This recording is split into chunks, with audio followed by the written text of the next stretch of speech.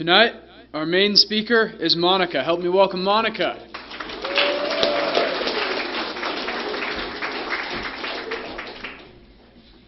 Hey everybody, this is probably the first time I've spoken a microphone, and I'm a little nervous, but my name's Monica and I'm an alcoholic. I don't usually start with a piece of my bottom, but this time of year is a really powerful time of year for me because today is 2 days short of 6 years before a really gnarly bottom. And I'm 55. I got here when I was 49. So 2 days short of 6 years ago, oh boy, I was drinking all day long. I was spiritually, emotionally, and physically, not financially, but physically lost. I had no hope left, and my life was completely unmanageable.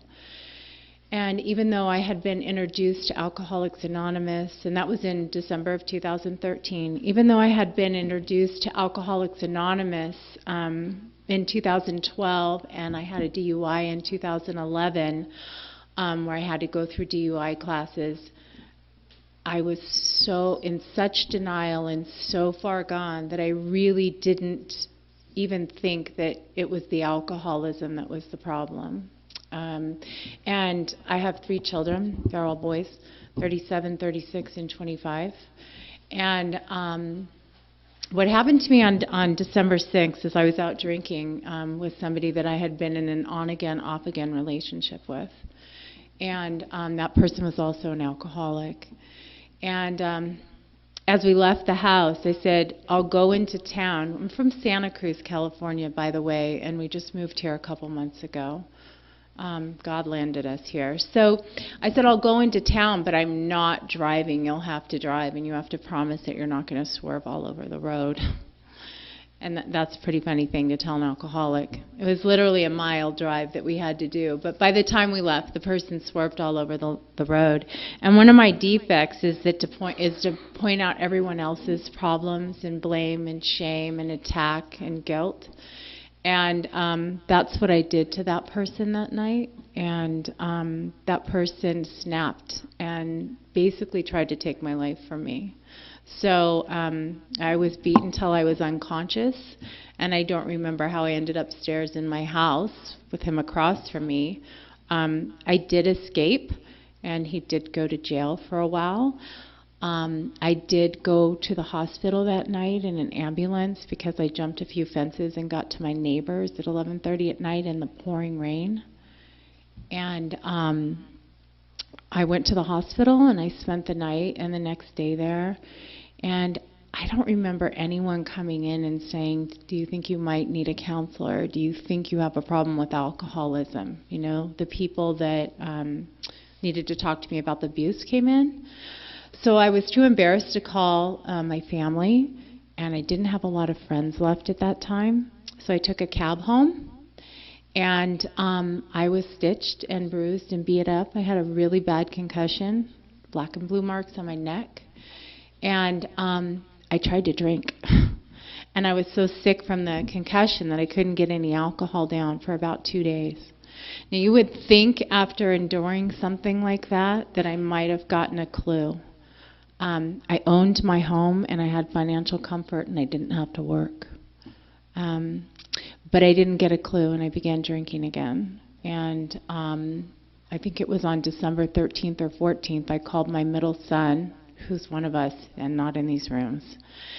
And I was cutting my wrists and told him I wanted to die and didn't want to live anymore. I was hopeless. And he said, Mom, you're a mess, and I'm going to call you later.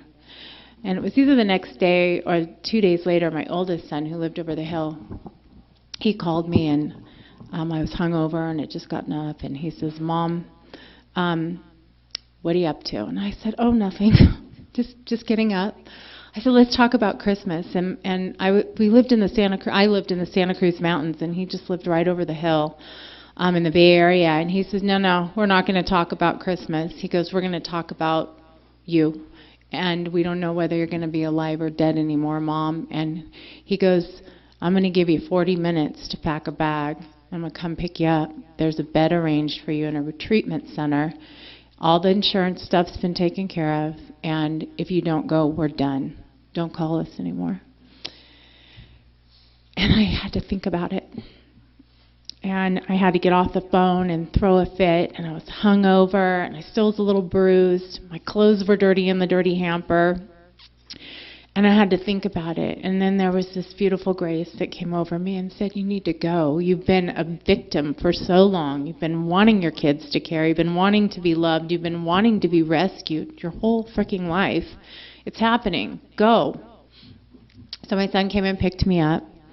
And he drove me. We stopped and had lunch at this little market. And he goes, Mom, he goes, look, we're not saying that you can never drink again. My kids drink. My middle son's one of us, and my oldest son drinks socially, just like me. It's just part of the culture and the family.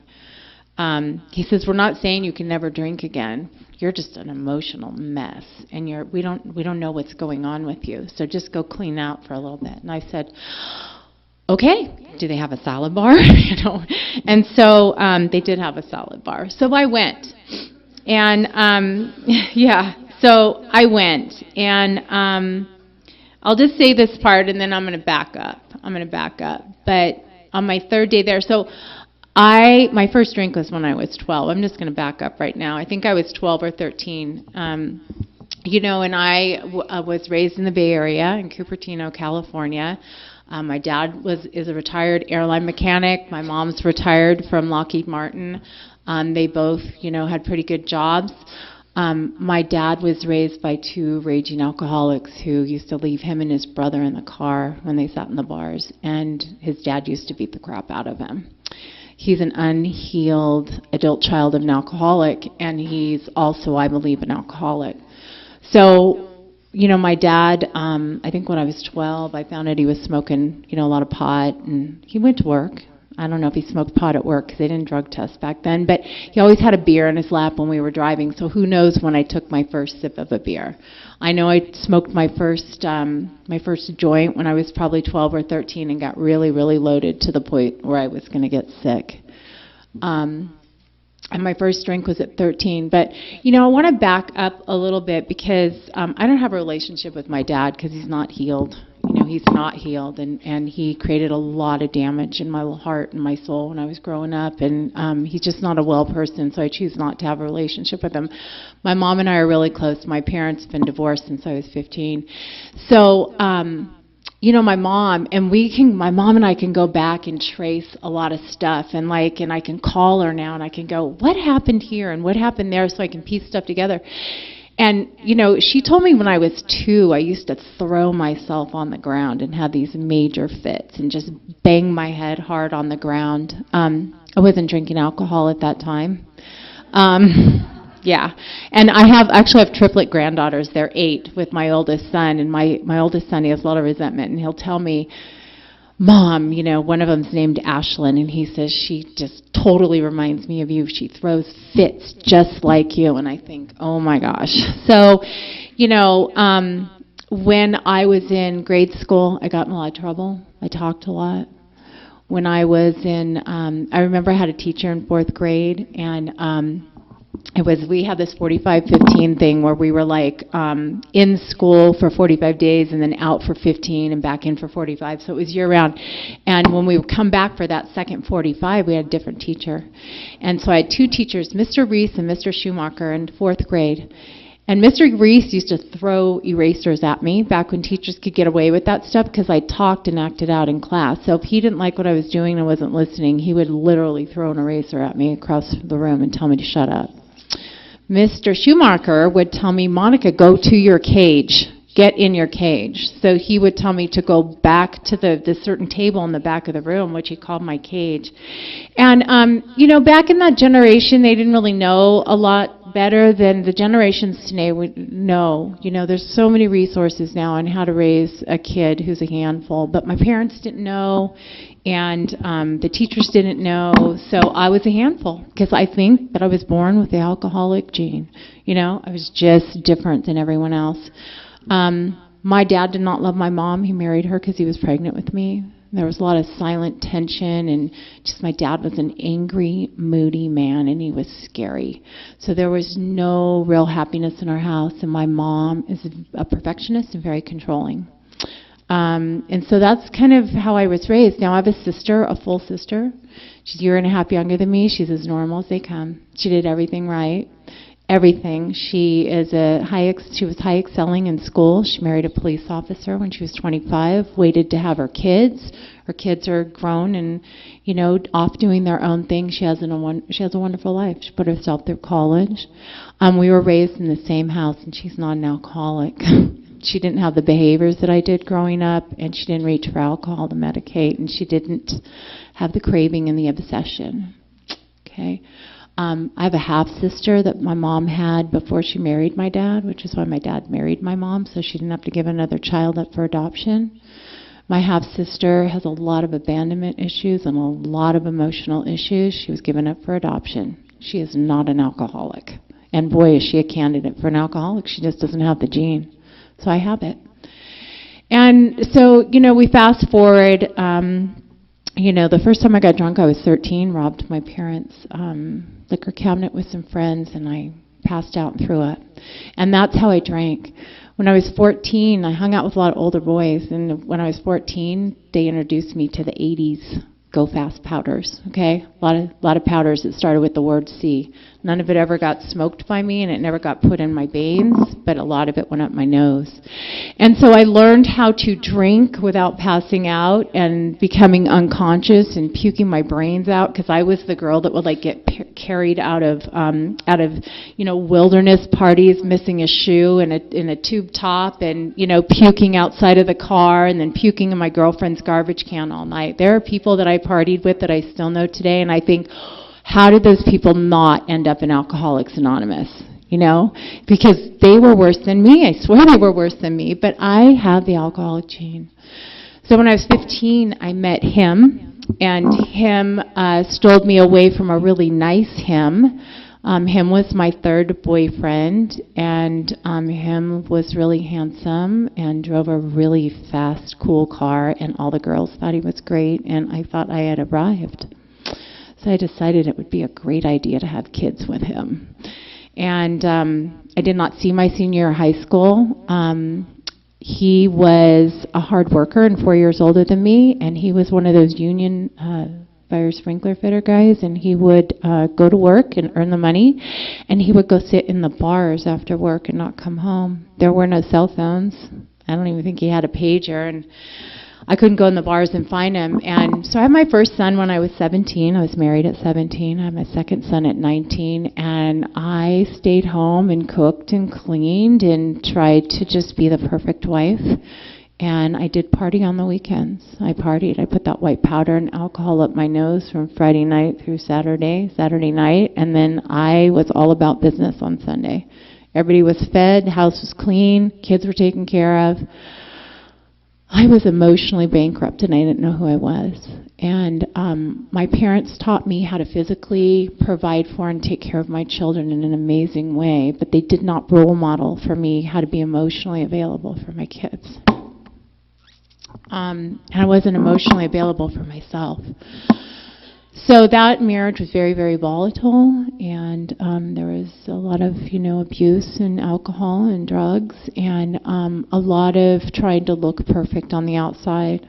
It ended when I was 21, and I think I might have spent 3 weeks by myself after I moved out with my kids, and then I met another him. And he was really nice and didn't beat me up or anything, and he never yelled at me, and I just thought he was the love of my life. And there was more of the same in that relationship. But that him ended up finding the needles, and that him is still using heroin and methamphetamines today. He never got clean. And but he tried, and we split up, and I moved in with my mom with my 2 kids, and I decided a couple years after that relationship kind of ended and was doing the back and forth thing that it would be a really good idea to have a baby with that him, because that would make him, get well. So I got pregnant out of wedlock. I was a legal secretary at that time. So I guess I should back up a little. I had this bottom at 28. So when I was splitting up with that him, I was emotionally upside down. And I was partying all weekends. And I had a legal secretary job. And so this is how it went. Get alcohol, get speed on Friday night, party all weekend, shut it down with some Xanax and some pot on Sunday, wake up on Monday morning, get everybody ready for school, pack my spinach salad, go to my legal secretary job, walk across the parking lot to Jazzercise. And one of those days, my heart rate never came down when I went back to my office. And so I drove myself to the emergency room at 28. This was before I had the third son.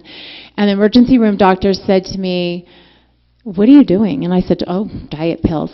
I had never taken a diet pill in my life. And I didn't want to say what I was doing. And they looked at me and they said, "Whatever it is you're doing in your life, if you don't stop, you're not going to see your 30th birthday. Your blood pressure's 200 over 120 and your heart rate's screaming high. You probably could stroke out on this table right now. We're giving you all kinds of stuff so that doesn't happen."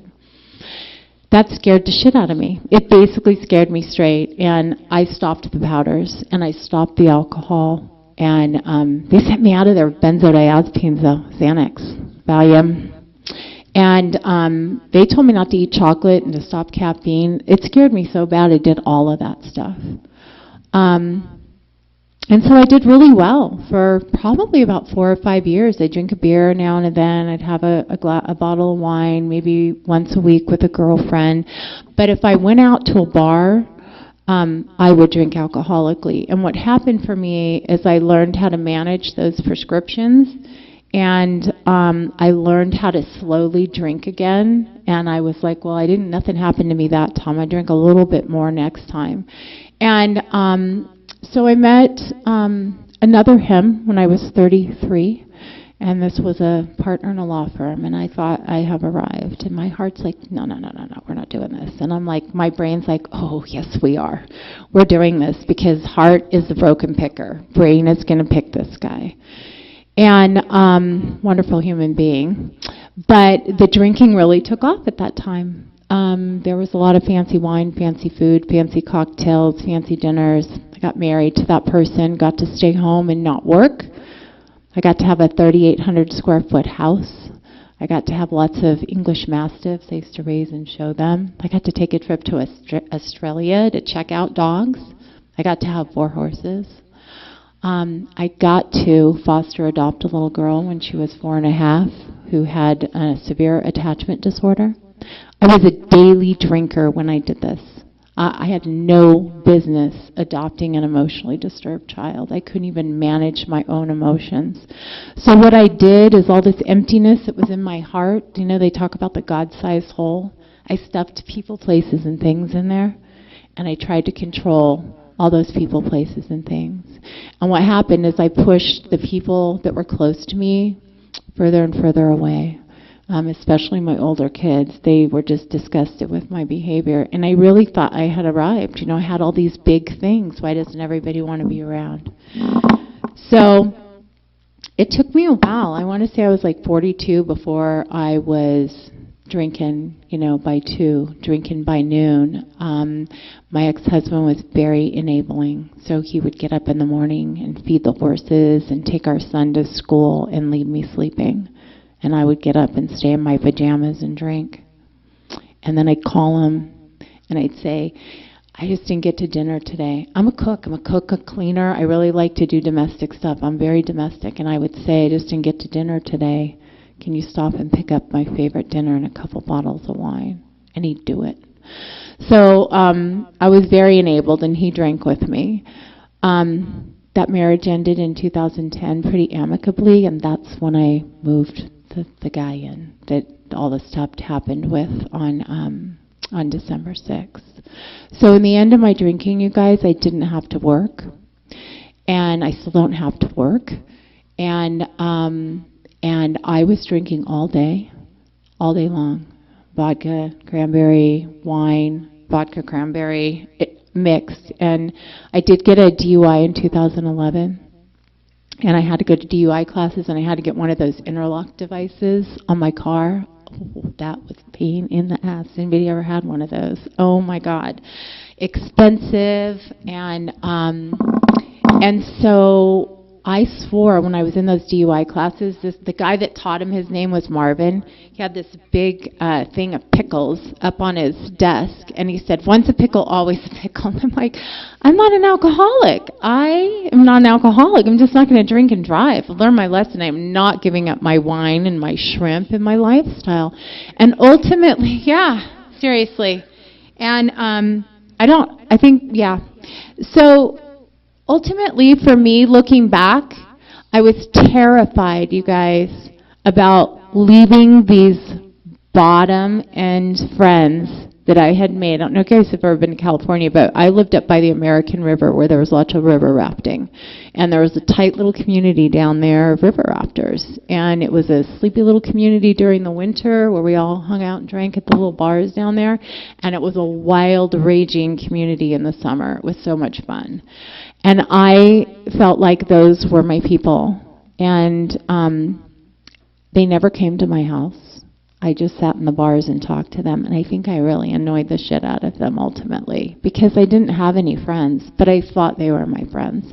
And it was terrifying to me when I was in those DUI classes to think about giving that up. If I stopped drinking, I would have no one. And so I went to an AA meeting in 2012. I actually did a geographical in 2012. I moved from from Placerville, California, up in the mountains by Tahoe, to Santa Cruz Mountains. And I had to go to an AA meeting as part of my DUI sentence.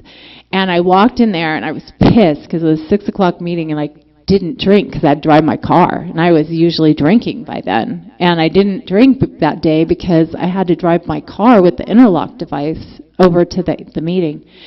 And I walked in and I sat down. So it was terrifying to walk up the steps of this fellowship. We had this little mountain fellowship. I walked in and I sat down, and there was a guy next to me that was kind of nodding off, and he smelled like alcohol. And I thought, you fucker. How dare you drink before you come to this meeting? I didn't drink. How can this guy be drinking?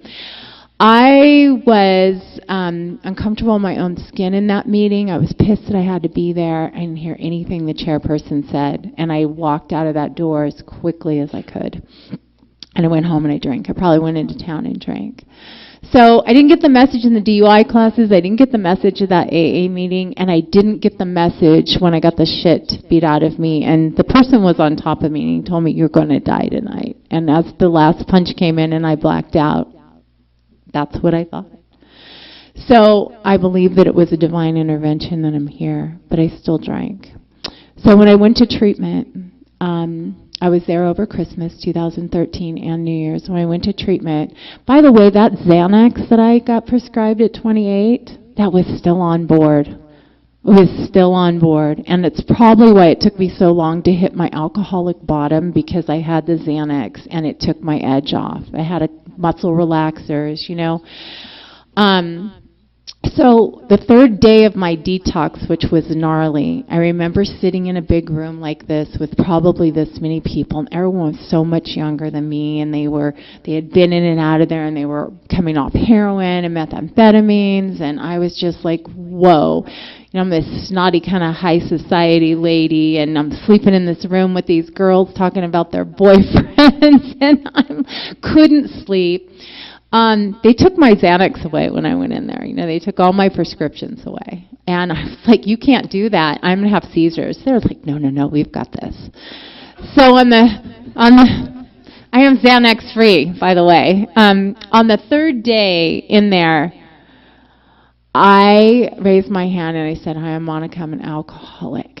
And I just felt like this huge relief. I had the benefit of going to treatment where I lived. So we have this thing in Santa Cruz called H&I, Hospitals and Institutions, and they bring meetings from the local fellowships and stuff into the recovery center. So I got to hear a lot of people's experience, strength, and hope that I was going to be with when I got out of there.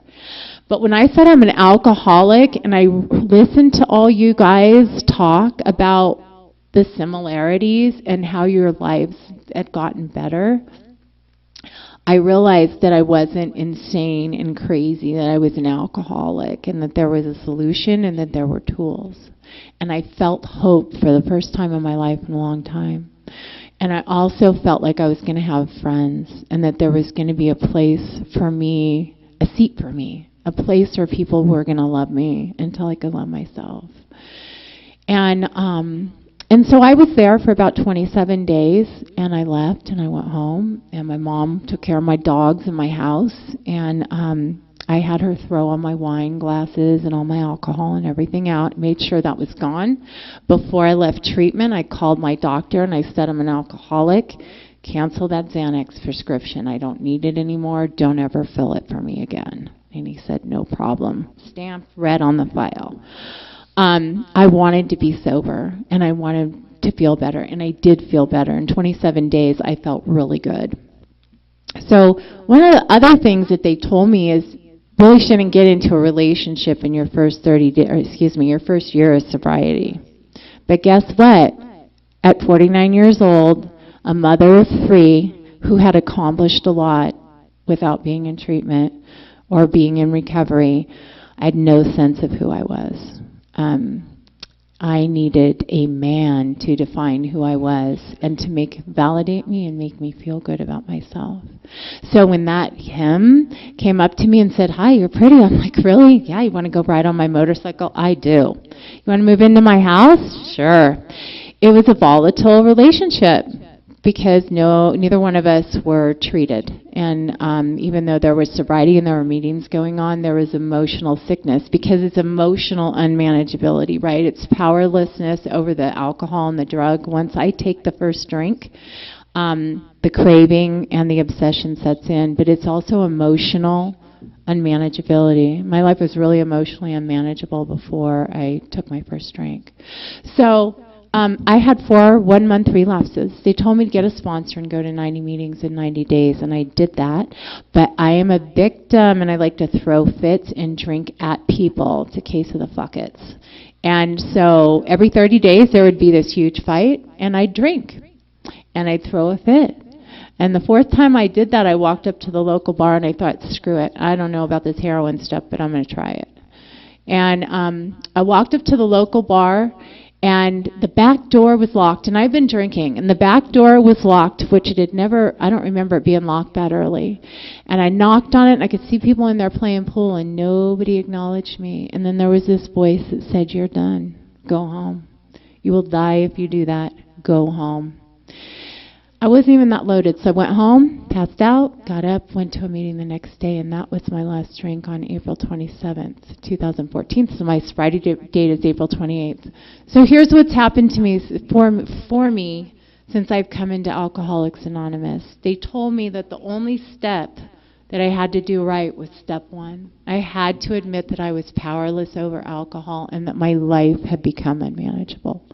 If I couldn't admit that, it was going to be really, really hard for me to go through the rest of these steps. So from the first time I said I'm an alcoholic, I knew it. I knew I was an alcoholic. And I was happy just to be an alcoholic and not some crazy lady. They told me that I could come to believe in a power greater than myself and that it could restore me to sanity. I was a Catholic for a long time. I put myself through adult catechism, and I thought I had this whole handle on God until I got into the rooms of Alcoholics Anonymous. In fact, I breezed over those came to believe and made a decision because I thought, yeah, I got this. I know how to do this. It's a huge deal. So my God has changed a lot over, almost 6 years. My God and my perception of God has changed. And what I know, if anyone's struggling with a higher power, like as alcoholics and human beings, we don't have pureness of heart. We don't just have pure love running through our bodies. And for me, for a while, a higher power was just pure love. That's a power higher than me, pure love, because I'm human. I'm not pure love. I got some shit in there.